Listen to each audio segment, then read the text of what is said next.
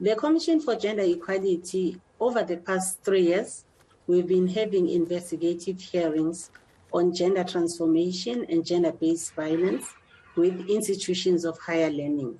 So in those investigative hearings, we came up with recommendations that were evidence-based, and then they were also based on findings. Some of them were advising learning institutions that let's work towards increasing issues of security for female students, both on campus and outside campus.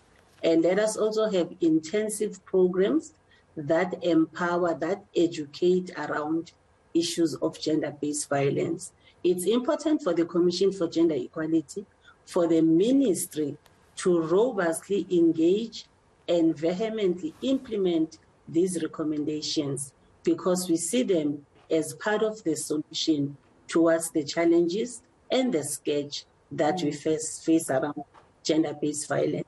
And I have to say that as the Commission, we are saddened by this gruesome, barbaric activity that has happened. We really distance ourselves from it as a Commission. Commissioner, tell us about how wide or how big the problem is at institutions of higher learning, to a point where you needed to make recommendations to the Department of Higher Education.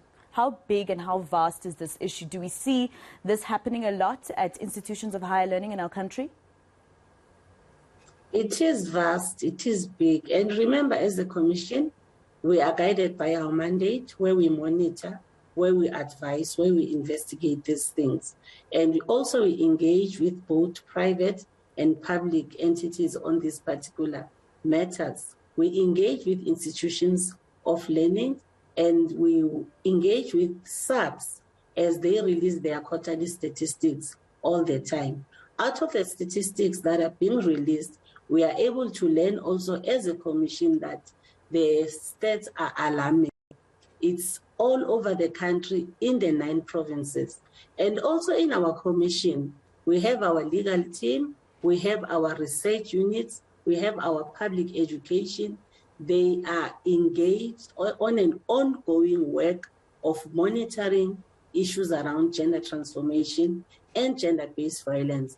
Based on that evidence that we have on the table, it's correct and safe for us as a Commission to say it's a serious problem, and it needs a collective approach where we work together with civil society, we work together with the judiciary, we work together with the Commission to deal with issues of gender-based violence.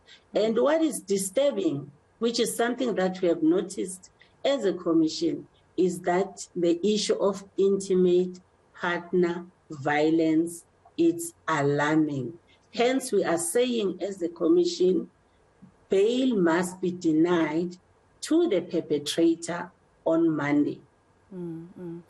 Tell me something, Commissioner. Since you made these recommendations to the Department of Higher Education, has the Minister or anyone in his department, whether the Director General or whomever, communicated to you why they haven't implemented these recommendations to all institutions? There is an ongoing communication between the institutions to get the exact report that explains what are the bottlenecks, why are the delays when it comes to the implementation. As committed as we are as the Commission for Gender Equality, we will also make sure all hands on deck to keep on pushing for the meetings, to keep on pushing on getting the necessary information that informs us as the Commission why there is no implementation on these recommendations. All hands on deck in that matter.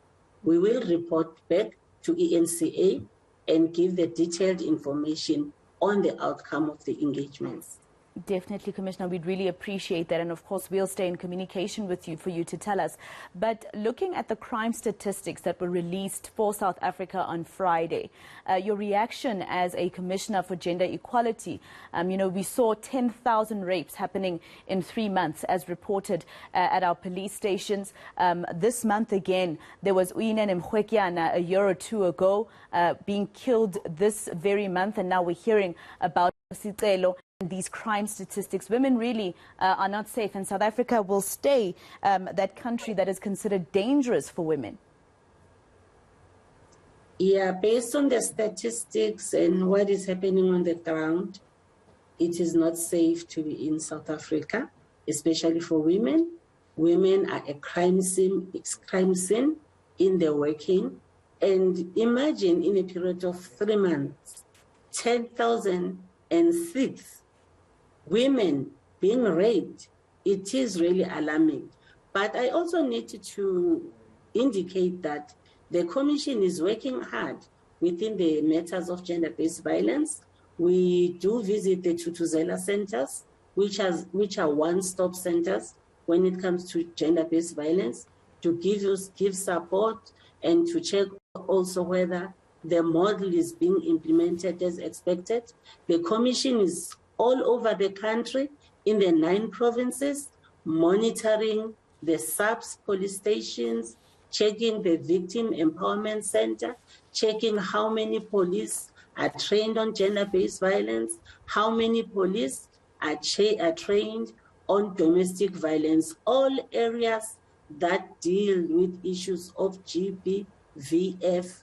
The Commission makes sure that all hands on deck in implementing in line with our mandate. We take the issues of GBVF serious as a Commission. We are committed to it. As we speak now, we are in a process also of visiting the sexual offences courts in the country, also to check and to make sure that everyone that has a responsibility towards gender-based violence and femicide do as per their mandate, do as per their expectation. Women are not safe. They are not safe. And we really send sincere, heartfelt condolences to the family, to the institution. Commissioner, just very quickly before I let you go, Commissioner, and thank you for your time, of course. The government keeps promising, for instance, that they will make sure that there are more courts that are essentially for gender-based violence and crime against children. They've said that there'd be designated places or desks at police stations to deal with such cases. For instance, even police who would be trained sign language to be able to interpret sign language so that they can help women who want to report gender-based violence but are impaired in terms of hearing. What is the Commission doing to make sure that they hold government accountable to these promises? Yes, we do hold government accountable. We are allowed by our mandate as a Commission. And we have also noticed as a Commission that it is a challenge for a person who needs a sign language interpreter when they go to our police stations. Hence, every time when we do this monitoring, we make sure that we offer our services, saying we can liaise with institutions that can assist as far as sign language is concerned. All we can say as a Commission, more needs to be done in this area. And the issue of gender-based violence and femicide is a matter that needs a collective approach for everybody in a society, all entities, the media, the private sector. We need to work as a collective. Working together, we can do more in changing the status and the way we are being viewed as a country globally as far as gender-based violence and femicide is concerned. We are seen as a capital city for killing of women in the world.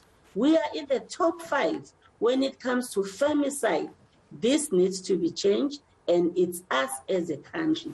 As for the Commission, we are saying we are ready to work together We can be reached at our toll-free number with 0800 7709. We are available on our Twitter handle.